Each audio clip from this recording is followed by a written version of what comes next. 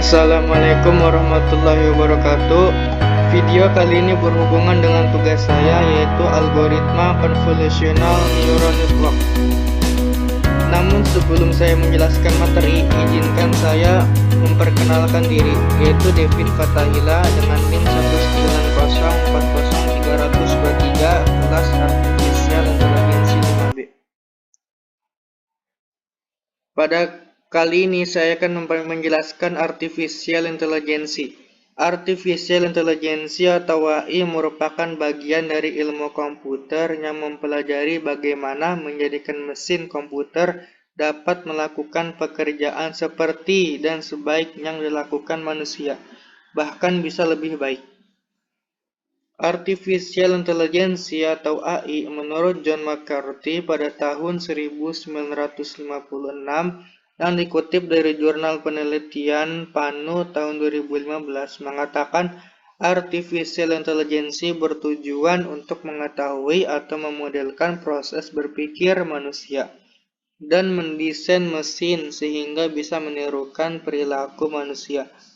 Dalam pembuatan aplikasi kecerdasan buatan, terdapat dua hal yang menjadi bagian utama yang dibutuhkan, yaitu antara lain: pertama, knowledge base atau basis pengetahuan.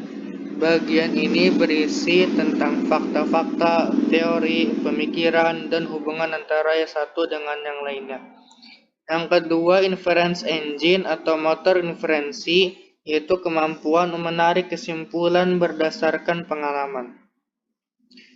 Artificial Intelligence atau AI merupakan salah satu disiplin ilmu yang luas. Beberapa lingkup utama Artificial Intelligence antara lain adalah sistem pakar atau expert system, pengolahan bahasa alami, pengenalan ucapan, computer vision, dan lainnya.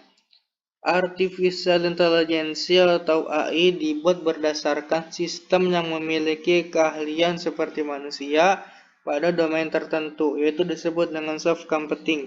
Soft computing merupakan inovasi baru dalam membangun sistem cerdas yang mampu beradaptasi dan bekerja lebih baik jika terjadi perubahan lingkungan.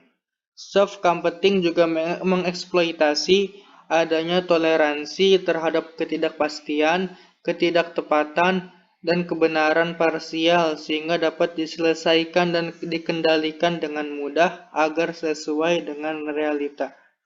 Metodologi yang sering digunakan dalam soft computing adalah salah satunya jaringan syaraf menggunakan pembelajaran, yaitu jaringan syaraf tiruan artificial neural network. Yang kedua, pengertian machine learning. Istilah machine learning pertama kali didefinisikan oleh Arthur Samuel di tahun 1959. Menurut Arthur Samuel, machine learning adalah salah satu bidang ilmu komputer yang memberikan kemampuan pembelajaran kepada komputer untuk mengetahui sesuatu tanpa pemrogram yang jelas, menurut Mohri DKK tahun 2012. Machine learning dapat didefinisikan sebagai metode komputasi berdasarkan pengalaman untuk meningkatkan performa atau membuat prediksi yang akurat. Definisi pengalaman di sini ialah informasi sebelumnya yang telah tersedia dan bisa dijadikan data pembelajar.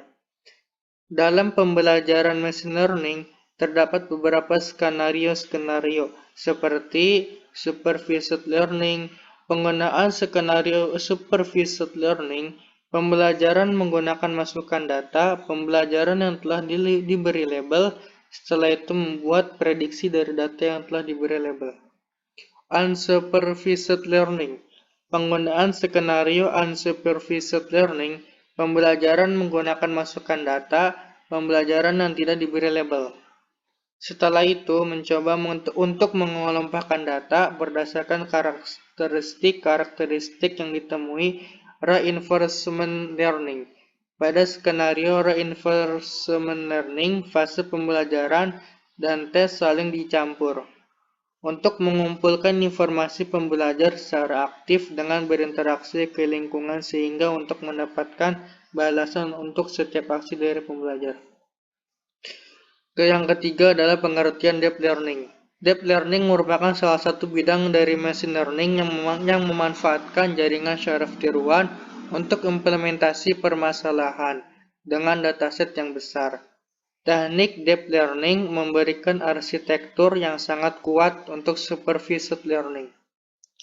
Dengan menambahkan lebih banyak lapisan, maka model pembelajaran tersebut bisa mewakili data citra berlabel dengan lebih baik. Pada machine learning, terdapat teknik untuk menggunakan ekstraksi fitur dari data pelatihan dan algoritma pembelajaran khusus untuk mengklasifikasi citra maupun untuk mengenali suara. Namun, metode ini masih memiliki beberapa kekurangan, baik dalam hal kecepatan dan akurasi. Aplikasi konsep jaringan syaraf tiruan yang dalam atau banyak lapisan dapat ditangguhkan pada algoritma machine learning yang sudah ada sehingga komputer sekarang bisa belajar dengan kecepatan, akurasi, dan skala yang besar. Prinsip ini terus berkembang hingga deep learning semakin sering digunakan pada komunitas riset dan industri untuk memecahkan banyak masalah data besar seperti computer vision, speech recognition, dan natural language processing. Nah, kali ini saya akan menjelaskan pengertian Convolutional Neural Network atau CNN. Convolutional Neural Network atau CNN merupakan pengembangan dari Multi-Layer Perceptron atau MLP yang didesain untuk mengolah data dua dimensi dalam bentuk citra. CNN ini termasuk ke dalam jenis Deep Neural Network karena kedalaman jaringan yang tinggi dan banyak diaplikasikan pada data citra. Pada dasarnya, klasifikasi citra dapat digunakan dengan MLP. Akan tetapi, dengan metode MLP kurang sesuai untuk digunakan karena tidak menyimpan informasi spasial dari data citra dan menganggap setiap pixel adalah fitur yang independen, sehingga menghasilkan hasil yang kurang baik. Penelitian awal yang mendasari penemuan CNN ini pertama kali dilakukan oleh Hubble dan Wiesel pada tahun 1968 mengenai virtual cortex pada indera penglihatan kucing.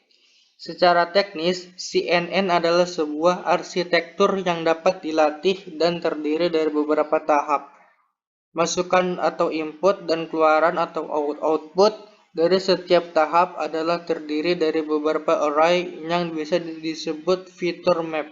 Setiap tahap terdiri dari 3 layer, yaitu konvolusi, fungsi aktivasi layer, dan polling layer.